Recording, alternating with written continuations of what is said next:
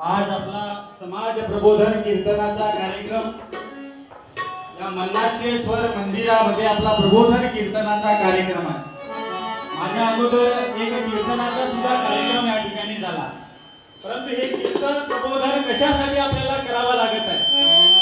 राष्ट्रसंत तुकडोजी महाराजांची ओवी आहे ग्रामगीतेतली की जनजागृती न झाल्याविना न मिटे गावाचे दुःख देणं, वृत्ती येती लोकांश पूर्ण दुर्जन्मे जनते राष्ट्रसंत तुकडोजी महाराज अरे भजनामधून सर्व लोकांना जनजागृतीतून मूल मंत्र दिला, भजनातून मूल मंत्र दिला की बंदे सावध होना है, बंदे सावध होना है, नहीं तो आगे रोना है।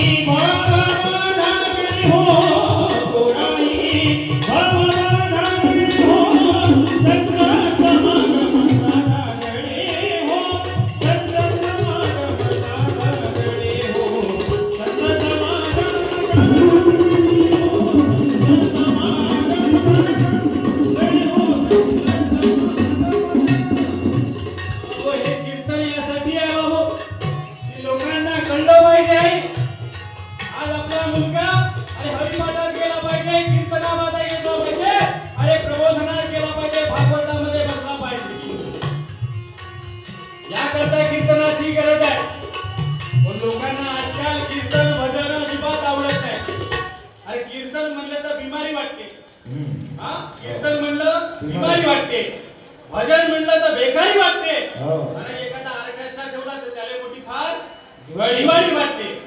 परंतु याकडे जाणार नाही रे। तुकडोजी महाराजांनी जन्मभर आयुष्य मला सांगितलं, भजन केले। कसं केले की दिल मन से गाऊंगा तेरा भजन, ऊंचा उठा दे मेरा प्यार, हो ऊंचा उठा दे मेरा प्यार, हो ऊंचा उठा दे मेरा प्यार।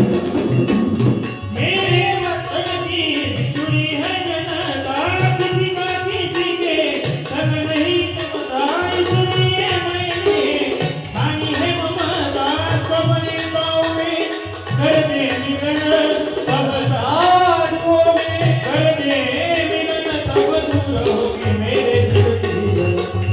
दिल मन से गाऊंगा तेरा भजन, ऊंचा उठा दे मेरा प्यार, हो ऊंचा उठा दे मेरा प्यार।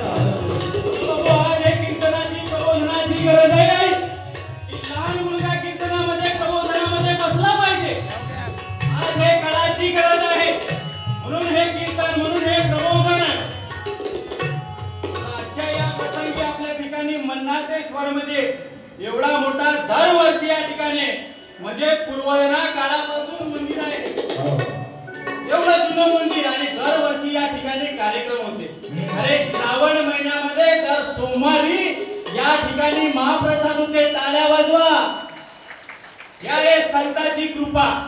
की कडे हो संत समागम सारा कडे हो संत समागम सारा कडे हो संत समागम सारा कडे हो संत समागम सारा कडे हो संत समागम सारा कडे हो संत समागम सारा हे कीर्तन मावशी म्हणून गाव आपला जागृत झाला पाहिजे. गाव हा विश्वाचा नकाशा. अरे गावावरून देशाची परीक्षा आणि गावाची भंगता उद्देशा येथील देशा गाव आदर्श झाला पाहिजे. आपलं गाव मोठं सुंदर आहे भोकरा गाव. अरे मला वाटते 1500 ते 1600 लोकसंख्येचं गाव आहे.